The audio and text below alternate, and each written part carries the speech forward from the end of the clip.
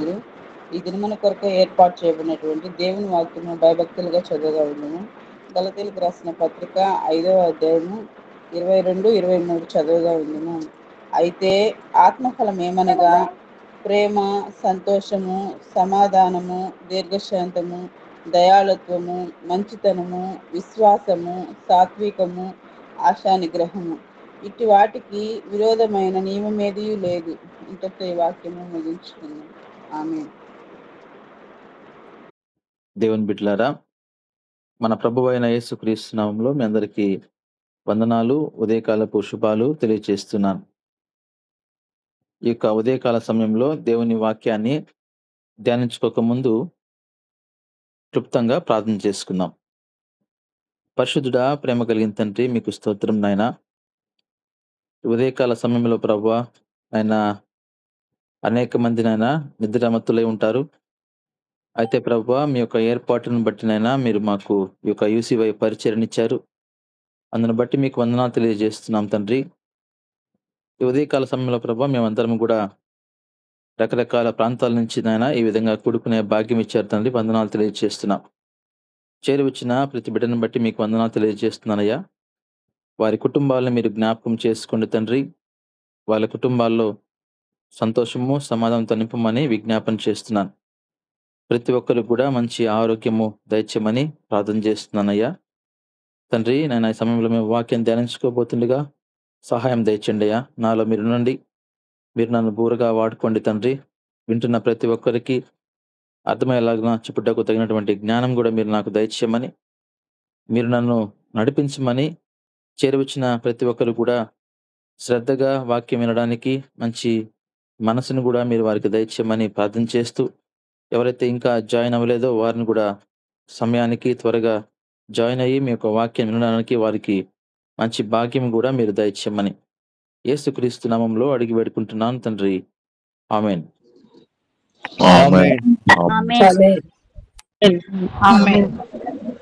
ప్రభునందు ప్రియమైన దేవుని బిడ్డలారా, చదివిన వాక్య భాగాన్ని మనం చూసినట్లయితే గలతీయులకు రాసిన పత్రిక 5వ అధ్యాయము 22, 23 వచనాల్ని మన సహోదరి ఈ వాక్య భాగాన్ని చదివి వినిపించారు.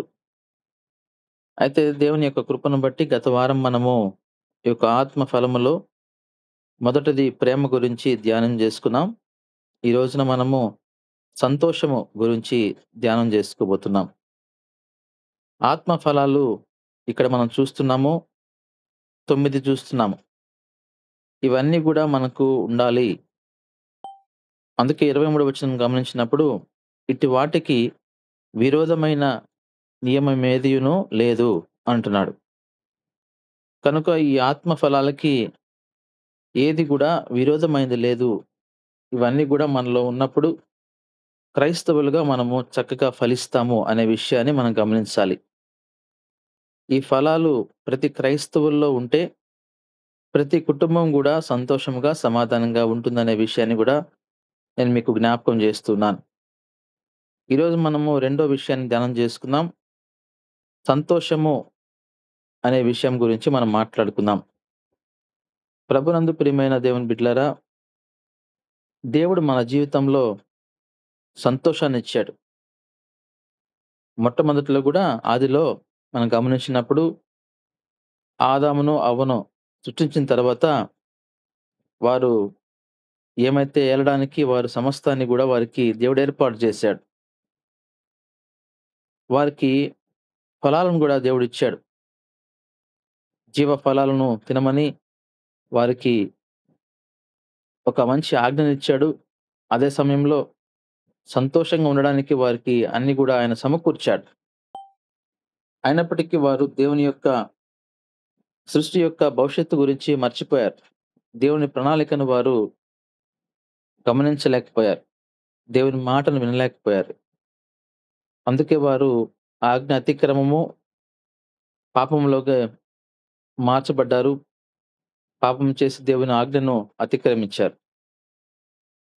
కనుక మనము దేవుని వాక్య ప్రకారంగా ఈరోజు దేని విషయం గురించి మనం సంతోషించాలి అనే విషయాన్ని మనం కొన్ని అంశాలు నేను మీకు తెలియజేస్తాను.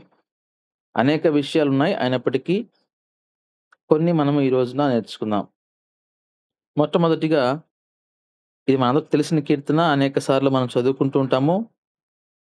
100వ కీర్తన, 100వ కీర్తన మనం చూద్దాము. మొదటి 1, 2, 3 వచనాలు చదువుకుందాం. సమస్త దేశములారా యెహోవాకు ఉత్సాహధ్వని చేయుడి. సంతోషముతో యెహోవాను సేవించుడి. ఉత్సాహ గానం చేయుచు ఆయన సన్నిధికి రండి. యెహోవాయే దేవుడని తెలుసుకొనుడి. ఆయనే మనలను పుట్టించెను. మనము ఆయన వారము. మనము ఆయన ప్రజలము. ఆయన మేపు గొర్రెలము. ఈ వాక్య భాగాన్ని మనము చాలా సార్లు చదువుతూ ఉంటాం. అయితే చదవడము, వాక్యం వినడం కంటే కూడా దాన్ని ఆచరించడం అనేది చాలా ప్రాముఖ్యమైన విషయం అనేది మీ అందరికీ తెలుసు. నేను కూడా మరొకసారి మీకు తెలియజేస్తున్నాను. వాక్యం అంటున్నారు ఇక్కడ మనం గమనించినప్పుడు, సమస్త దేశములారా యెహోవాకు ఉత్సాహ ధ్వని చేయుడి.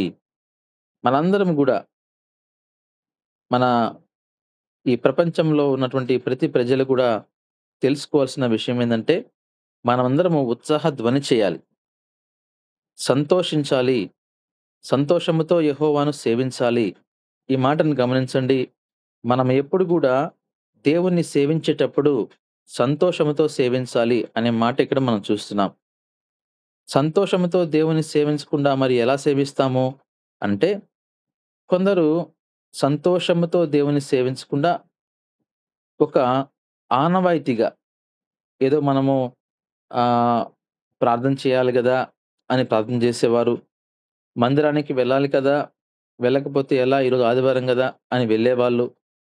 కాబట్టి వీటిని మనం గమనించినప్పుడు ఇది ఇందులో సంతోషం ఉండదు అనే విషయాన్ని గమనించాలి. అందుకే మనం ఎప్పుడు గూడా దేవుని మందిరానికి వెళ్ళేటప్పుడు కూడా సంతోషముతో మనము దేవుని సేవించడానికి వెళ్ళాలి. అందుకే అంటున్నాడు, ఉత్సాహ గానము చేయాలి. ఉత్సాహ గానము చేస్తూ ఆయన సన్నిధిలోకి పోవాలంట. ఎందుకని అనంటే, యెహోవాయే దేవుడని తెలుసుకోనుడి. ఎందుకంటే మన దేవుడు ఆయనే కనుక మనం ఆయన్ని గుర్తించాలి. మనం ఆయన్ని గమనించాలి. కనుక ఆ దేవుని యొక్క సన్నిధికి వెళ్ళడానికి ఎంతో సంతోషంతో మనం పోవాలి. ఆయనే మనలను పుట్టించాడు. మనం ఆయన వారము, ఆయన ప్రజలము, ఆయన మేపు గొర్రెలము. ఇన్ని క్వాలిటీస్ మనకు చూపిస్తున్నాడిక్కడ. కనుక ఎందుకని ఆయన దేవుడయ్యాడు? మనం ఎందుకని ఆయన్ని సేవించాలి?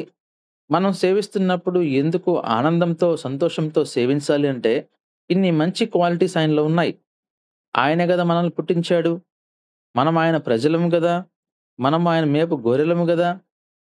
మనకాయన కాపరిగా ఉన్నాడు గనక మనము ఆయన యందు సంతోషించాలి. సంతోషముతో మనము మందిరానికి పోవాలనే విషయాన్ని దేవుడు మనకిక్కడ తెలియజేస్తున్నాడు. ప్రభునందు ప్రియమైన దేవుని బిడ్డలారా, మొట్టమొదటిగా మనము ఈ యొక్క విషయాన్ని తెలుసుకోవాలి. సంతోషిస్తూ మనము ఆనందిస్తూ, ఉత్సాహ ధ్వని చేస్తూ మనము మందిరానికి పోవాలి, సంతోషించాలి. అదే సమయంలో మనము ప్రతిరోజు గూడా కుటుంబ ప్రార్థన చేసుకునేటప్పుడు గూడా సంతోషముతో దేవుణ్ణి ఆరాధించాలి. దేవునికి మనము కృతజ్ఞతలు తెలియజేయాలి అనే విషయాన్ని గూడా నేను మీకు జ్ఞాపకం చేస్తున్నాను. అదే విధంగా మరొక వాక్య భాగాన్ని గమనిద్దాము. మత్తయి సువార్త 5వ అధ్యాయము 10, 11, 12 వచనాల్ని మనము గమనించినప్పుడు, నీతి నిమిత్తము హింసింపబడువారు ధన్యులు, పరలోక రాజ్యము వారిది. ఈ రోజున మనం చూసినప్పుడు దేవుని వాక్యం మనకేమని సెలవిస్తుందంటే, నీతి నిమిత్తము మనము హింసింపబడాలి. నీతి కొరకు ఒకవేళ నువ్వు హింస పొందుతున్నట్లయితే పర్లేదు, నీవు హింస పొందు. అయినప్పటికీ నువ్వు నీతిని మాత్రం వదలకు. మనము నీతిమంతులుగా జీవించాలి ఈ లోకమున. కనుక ఎన్ని మనకు ప్రేరణలు లేకపోతే ఎన్నో రకాలైనటువంటి మనకు ఆకర్షణలు వచ్చినప్పటికి కూడా మనము నీతిగా జీవించాలి. వాక్యం అంటుంది, నీతి నిమిత్తం మనము హింసింపబడిన వారు ధన్యులు. మనం ఎప్పుడైతే ఆ విధంగా నీతి కొరకు జీవిస్తూ, నీతి నిమిత్తం ఒకవేళ మనం హింస పొందుతున్నట్లయితే, మనము ఒక రోజున దీవించబడతాము. ఎటువంటి దీవెన అని గమనించినట్లయితే, పరలోక రాజ్యము వారిది. అటువంటి వారిదే పరలోక రాజ్యం. అందుకే గమనించండి, పరలోక రాజ్యం అనేది అందరిది కాదు అనే విషయాన్ని నేను మీకు అనేక సార్లు గూడా చెప్పి ఉన్నాను. పరలోక రాజ్యం అనేది అందరిది కాదు. ఆ పరలోక రాజ్యానికి వెళ్ళడానికి మనందరం గూడా ప్రయత్నం చేయాలి. మన జీవితము పరలోకంలో చేరడానికి మన జీవితంలో అర్హత సంపాదించుకోవాలి. ఆ అర్హతలు ఈ యొక్క ఆత్మ ఫలములు గమనించండి. అందుకే ఆయన అంటున్నాడు, పరలోక రాజ్యానికి చేరడానికి కూడా ప్రతి మనిషికి అర్హతలు అవసరం. ఆ అర్హతలు ఈ లోకంలో ఉన్నప్పుడే మనం వాటిని సంపాదించుకోవాలనే విషయాన్ని నేను మీకు తెలియజేస్తున్నాను. అందుకోసం మనం ఎప్పుడు గూడా నీతి కొరకు ప్రయాసపడాలి. నీతి నిమిత్తం మనము హింసింపబడినప్పుడు దానివల్ల మనకు ఇబ్బంది ఉండదు గానీ, మనం ఒక రోజున దీవించబడతాము అనే విషయాన్ని ఇక్కడ మనం గమనిస్తున్నాం. నా నిమిత్తము జనులు మిమ్మల్ని నిందించి, హింసించి, మీ మీద అబద్ధముగా చెడ్డ మాటలెల్లా పలుకున్నప్పుడు మీరు ధన్యులు. మనము మన జీవితంలో మనం కొనసాగుతున్న సమయంలో మన మీద అనేక మంది మనకు వ్యతిరేకులు లేకపోతే విరోధులు మన మీద నిందలేస్తూ ఉంటారు. మనల్ని కొంత మాటలతో గూడా బాధపెడుతూ ఉంటారు. మన మీద అబద్ధాలు చెప్తూ ఉంటారు. అయినప్పటికి గూడా మీరు ధన్యులనే మాటని ఇక్కడ మనం చూస్తున్నాం. చూడండి ఈ మాట ఎంత బావుంటుందో.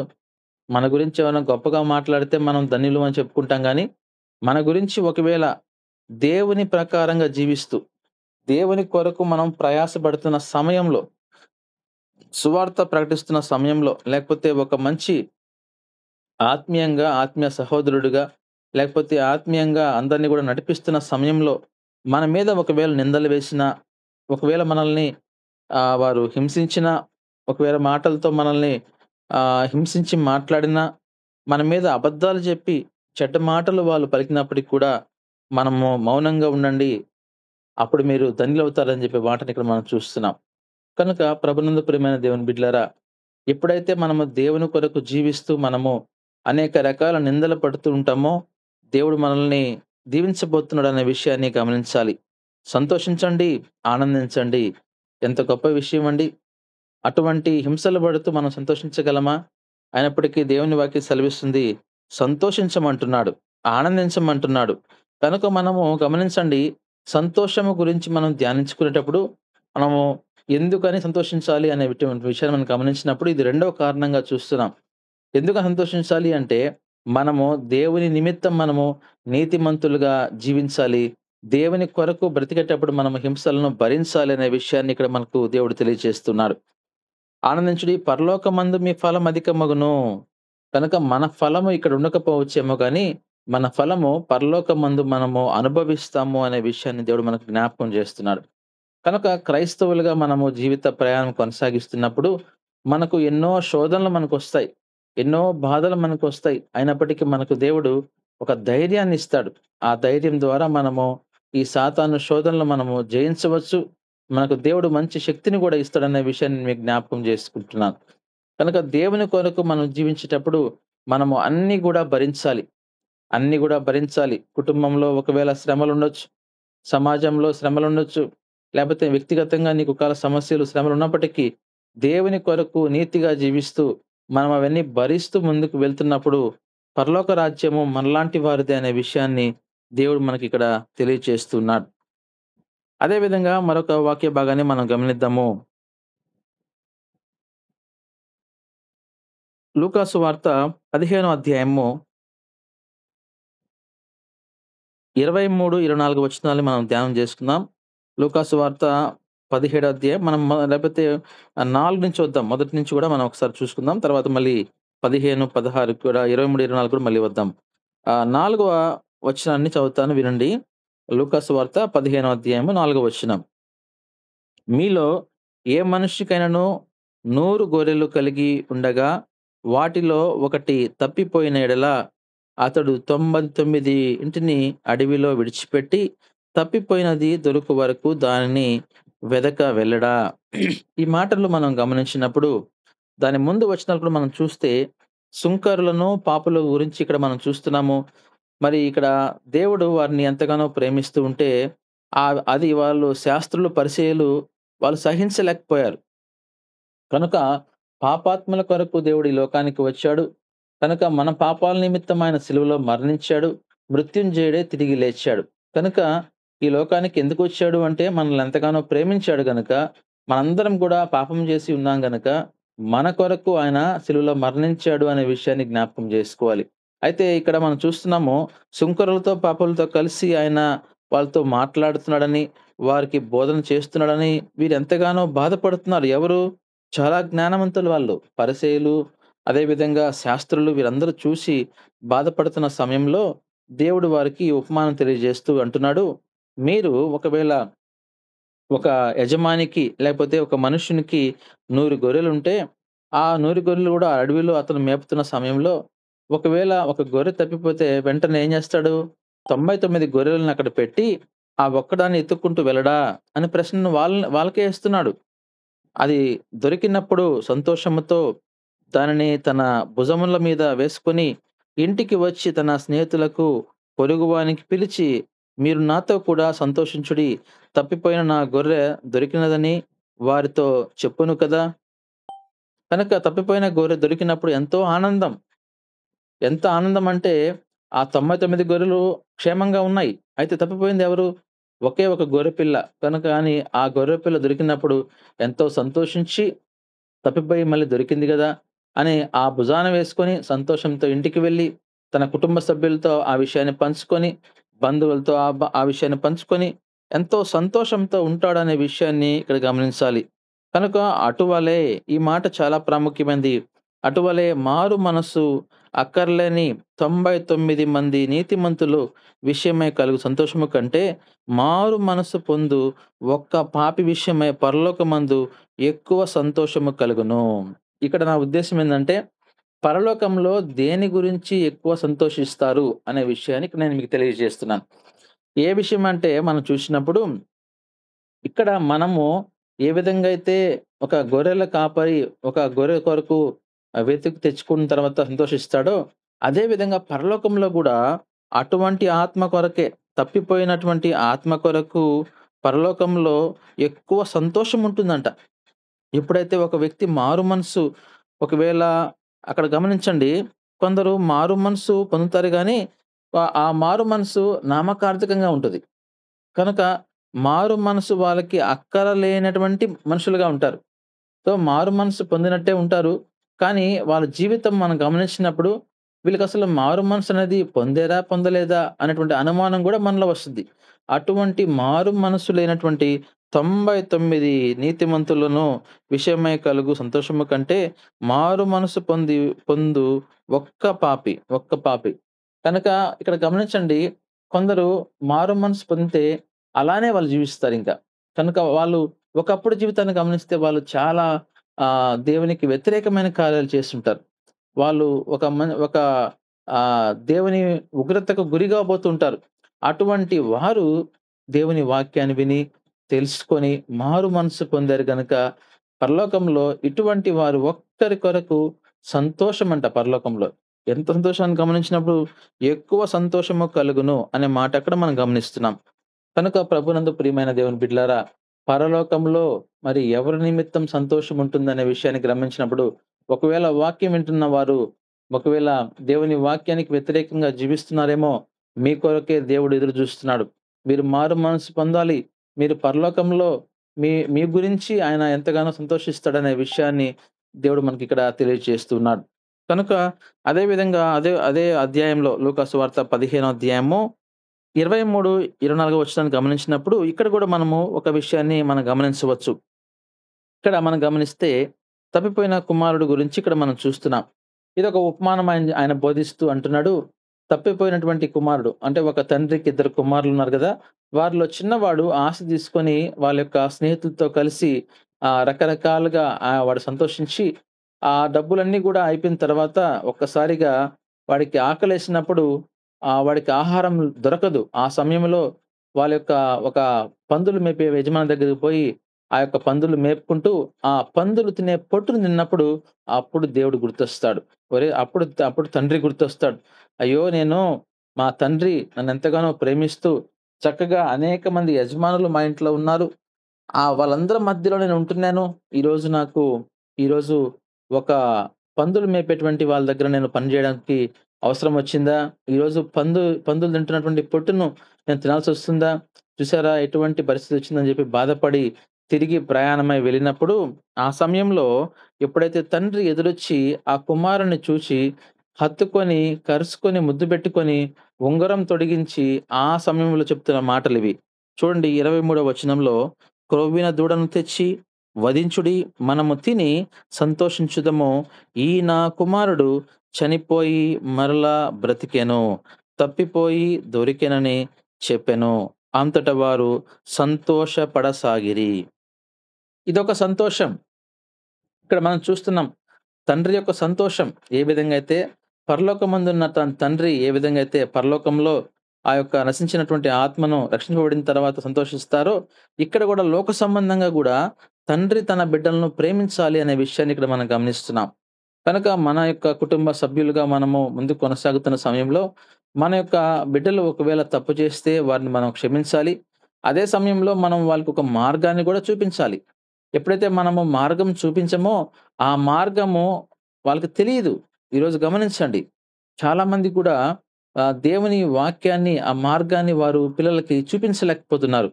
దేవుని వాక్యం మనకు ఏమని సెలవిస్తుందంటే, దేవుని వాక్యము నా పాదములకు దీపము, నా త్రోవలకు వెలుగై ఉన్నది. మన పాదాలకు దేవుని వాక్యము వెలుగంట.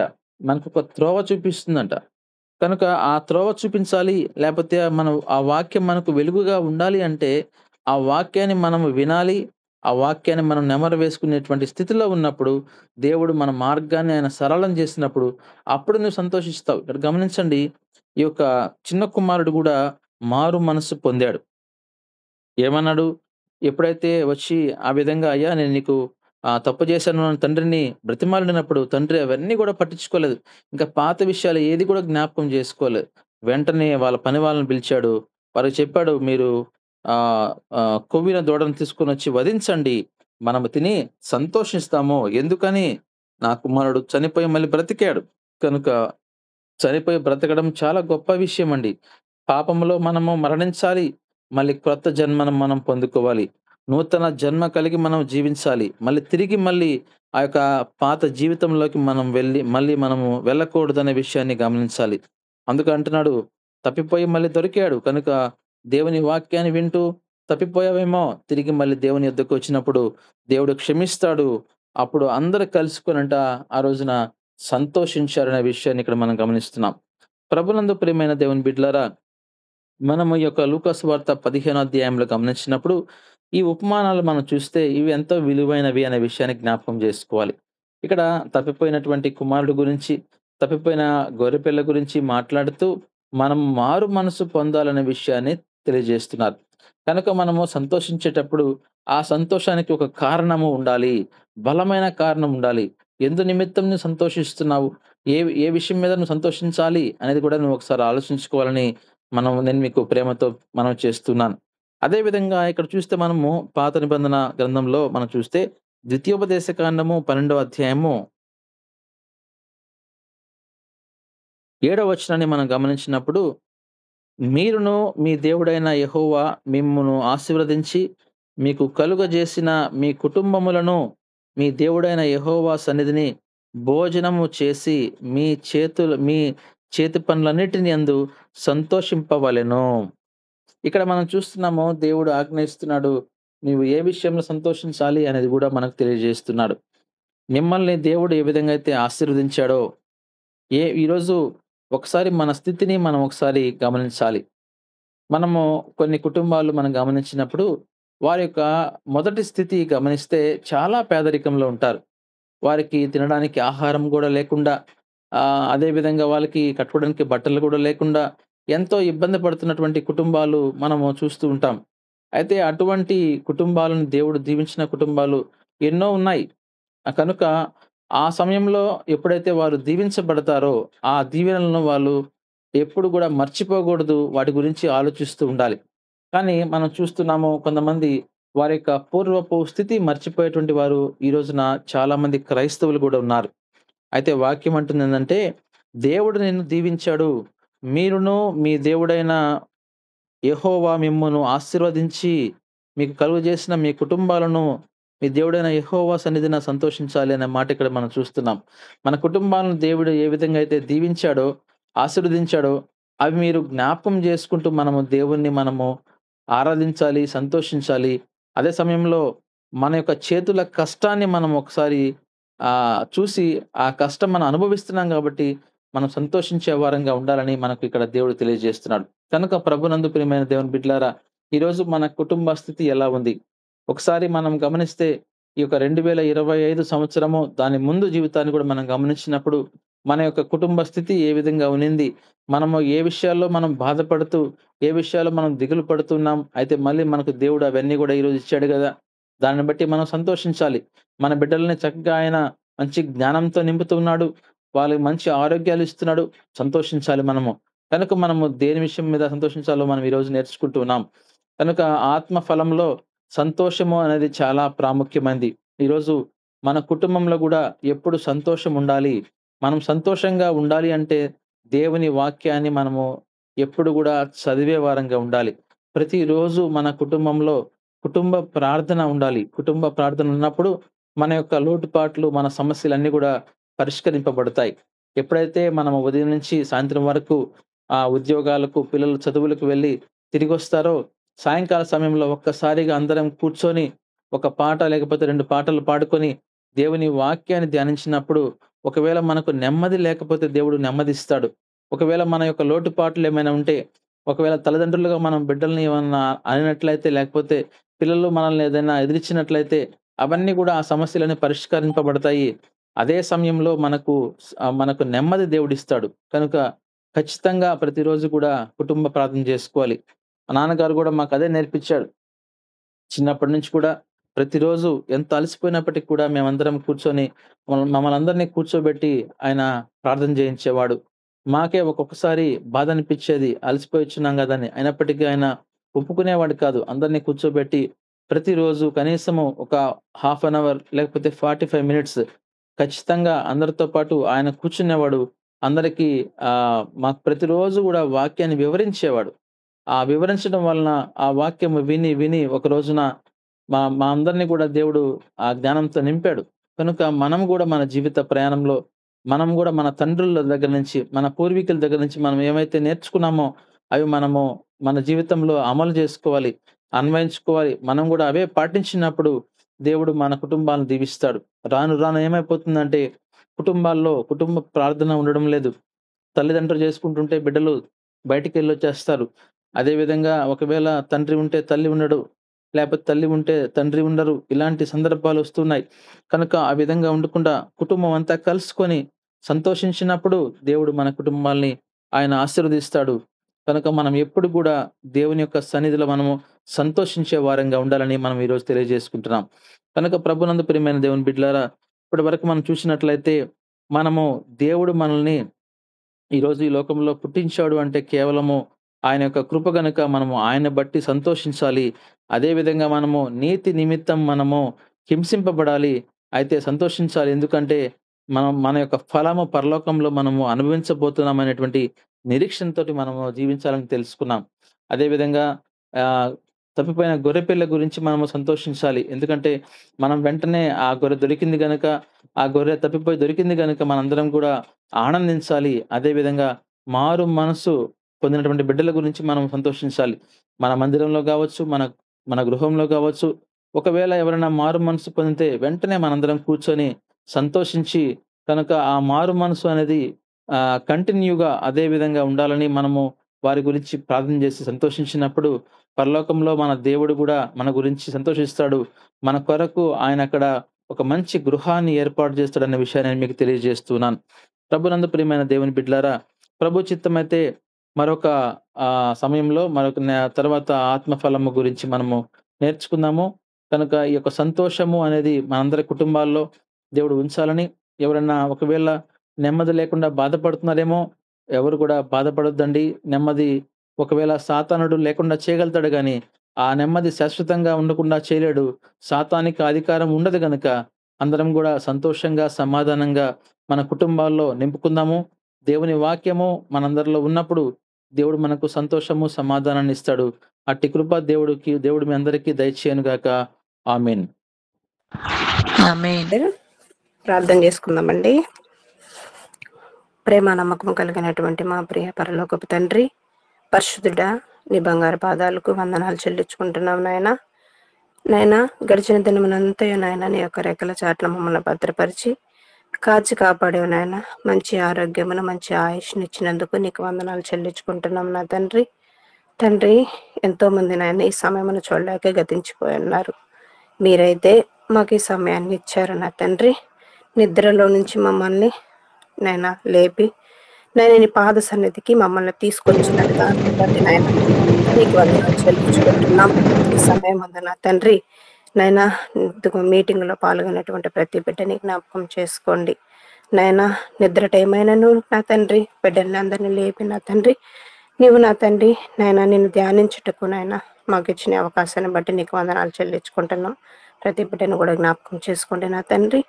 నాయన ఇదిగో నా తండ్రి ఎంతో మంది బిడ్డలు, ఇంకా చాలా మంది బిడ్డలు ఉన్నారు. ప్రతి ఒక్కరు కూడా నా తండ్రి ఉదయాన్నే నీ పాద సన్నిధికి వచ్చేటకు సహాయం చేయమని అడుగుచున్నాం. నిద్రను నా తండ్రి తట్టి లేపండి నా తండ్రి. నాయన ఇదిగో ఒక సమయం అనుకున్నప్పుడు నా తండ్రి ఆ సమయానికి ముందే నాయన నీవు మమ్మల్ని చురుకైనటువంటి మాకు మెలకువనిస్తున్నందుకు నీకు వందనాలు చెల్లించుకుంటున్నాం నాయన. తండ్రి నీకు వందనాలు నాయన. ఇదిగో నా తండ్రి దాసుడు చెప్పినటువంటి వాక్యమును మేము విన్నాము నా తండ్రి. నాయన కేవలం వినువారు మాత్రమే కాకుండా నా తండ్రి నాయన మమ్మల్ని మేము మోసపుచ్చుకోకుండా నాయన విన్న వాక్యమును నా తండ్రి జాగ్రత్తగా కనిపెట్టి నా తండ్రి ఆ ప్రకారం నడుచుకునేటువంటి భాగ్యమును మాకు దయచేయమని అడుగుచున్నాము నా తండ్రి. ఈరోజు చెప్పినటువంటి నాయన అంశము నా తండ్రి సంతోషం గురించి చెప్పారు నాయన. ఇదిగో నా తండ్రి నీ వాక్యం చదవటంలో ఆనందం నా తండ్రి. ఎన్నో బాధలు కూడా మర్చిపోతాం, నిజమే నా తండ్రి. కుటుంబ ప్రార్థన చేసుకున్నప్పుడు నా తండ్రి ఎంతో నా తండ్రి నాయన ఎంత బాధ ఉన్నాను నాయన నీవు మాతో మాట్లాడి మాకున్నటువంటి ఆ బాధలు కష్టాలు తీసివేస్తున్న విధానమును బట్టి నీకు వందనాలు చెల్లించుకుంటున్నాం నాయన. వాక్యం విరటలో ఆనందం, నీతో గడుపుటలో ఆనందం నా తండ్రి. సావును తండ్రి. అయ్యా ఇదిగో నా తండ్రి, ఇదిగో నాయన మేము మాత్రం ఆనందించే వారంగా కాకుండా నా తండ్రి నిన్ను ఆనందపరచు వారముగా మేము ఉండుటకు సహాయమును దయచేయమని అడుగుచున్నాం నా తండ్రి. నీకు వందనాలు నాయన. ఎవడైనను క్రైస్తవుడైనందుకు నా తండ్రి నింద అనుభవించిన ఎడల నా తండ్రి నీకది మహిమాకరముగా ఉంటుంది నా తండ్రి. నీ కోసం జీవించుటకు సహాయమును దయచేయమని అడుగుచున్నాం. నీతో చేయి పట్టి నడిచిన తండ్రి మా జీవితాల్లో మేము సరిదిద్దుకునేటువంటి జ్ఞానమును మాకు దయచేయమని అడుగుచున్నాం నా తండ్రి. ప్రతి ఒక్కరి జీవితంలో తండ్రి ఏదో ఒక సమస్య, ఏదో ఒక నా తండ్రి అయ్యా నిందలు నా తండ్రి తీసివేయమని అడుగుచున్నాం నాయన. నీతో నడిచినప్పుడు నా తండ్రి మాకు ఎటువంటి నిందలు వచ్చినాను మేము సంతోషంగా అనుభవించే వారంగా మేము ఉండటకు సహాయమును దయచేయమని అడుగుచున్నాం నా తండ్రి. 99 మంది నీతిమంతులు ఉన్నారు నా తండ్రి నాయన. ఒక్క పాపి మారు మనసు పొందుట అది నీకెంతో సంతోషకరమైనది నా తండ్రి. నిజమే నా తండ్రి నాయన. తప్పిపోయినటువంటి నా తండ్రి ఒక గొర్రె దొరికినప్పుడు నాయన ఆ యజమానుడు ఎంత సంతోషిస్తాడో నా తండ్రి. ఆ విధముగా నాయన మా జీవితాలను మేము ఆనందపరచువారంగా ఉండేటకు, మా జీవితాలను మేము కట్టుకున్నట్టుకు మాకు కావలసినటువంటి జ్ఞానమును తెలివిని చెప్పినటువంటి అన్న కుటుంబాన్ని జ్ఞాపకం చేసుకోండి నా తండ్రి. నాయన నిద్ర మంచంలో ఉన్నటువంటి నా తండ్రి నాయన మాకు నా తండ్రి అమూల్యమైనటువంటి మాటలు నాయన నీవు దయచేస్తున్నావు నా తండ్రి. అందును బట్టి నీకు వందనాలు చెల్లించుకుంటున్నాం నా తండ్రి. అయ్యా ఇదిగో ప్రతి రోజు కూడా నా తండ్రి అయ్యా ఇదిగో నా తండ్రి నాయన నా టైంకి నా తండ్రి నాయన మా వ్యక్తిగత ప్రార్థనలో నా తండ్రి నాయన నిద్ర లేచే వారము ఉంటాము, నిద్ర లేనటువంటి వారము ఉంటాము నా తండ్రి. కానీ నాయన ఈ పరిచర్య ద్వారా నా తండ్రి నా ప్రతి ఒక్కరిని నీవు లేపుతున్న విధానమును బట్టి కూడా నీకు వందనాలు చెల్లించుకుంటున్నాం నాయన. ఇంకా ఇంకా బలపడాలి తండ్రి. ఇదిగో నా తండ్రి నాయన ఈ యూసీవై టీంలో ఉన్నటువంటి ప్రతి బిడ్డని జ్ఞాపకం చేసుకోమని అడుగుచున్నాం నా తండ్రి. ఏ కుటుంబంలో ఏ అవసరతలు ఉన్నాయో, ఏ అక్కర్లు ఉన్నాయో నా తండ్రి, ఎటువంటి బాధలు ఉన్నాయో, సమాధానాలు లేనటువంటి కుటుంబాలు ఎన్ని ఉన్నాయో, శాంతి లేనటువంటి కుటుంబాలు ఎన్ని ఉన్నాయో నా తండ్రి, బలహీనతలతో బాధపడేటువంటి కుటుంబాలు ఎన్ని ఉన్నాయో నాయన. ప్రతి ఒక్క కుటుంబాన్ని జ్ఞాపకం చేసుకోండి నా తండ్రి. వాళ్ళ కుటుంబాలకు కావలసినటువంటి శాంతి సమాధానాలు అయితే నా తండ్రి అయ్యా సంతోషం అయితే నాయన నీవు దయచేయమని అడుగుచున్నాం నా తండ్రి. నాయనా ఇదిగో నా తండ్రి, నీ వాక్యానుసారంగా మేము జీవించుటకు సహాయమును దయచేయమని అడుగుచున్నాం నా తండ్రి. జరిగేటువంటి ప్రతి పరిచర్యలో నా తండ్రి నీవే కాచి కాపాడండి. ప్రతి బిడ్డని నా తండ్రి ఎటువంటి ఆటంకములు లేకుండా నాయన నీవే నడిపించమని, జరిగించుకోమని, నీకే మహిమార్థంగా నాయన జరిగించుకోమని వేడుకొంచు నా తండ్రి. నాయన ఇదిగో నా తండ్రి, ఈ దినమంతటికి కావలసినటువంటి నాయన నీవు నా తండ్రి మాకు ఇచ్చినటువంటి నాయన ఇది వాక్య నాయన పలుకులు నా తండ్రి నీకు వందనాలు చెల్లించుకుంటున్నా. మాకు దయచేసినందుకు నీకు వందనాలు నా తండ్రి.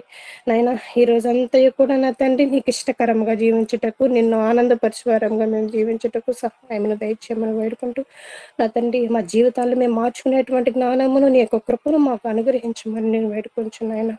నేను చేసినటువంటి ఈ ప్రార్థనలో నాయన ఏమైనా తప్పులు ఉంటే దయతో మన్నించమని నీ ప్రియకుమారుడైన యేసయ్య పరిశుద్ధ నామం పేరట అడిగి వేడుకొంచున్నాను తండ్రి. ఆమేన్. ఆమేన్.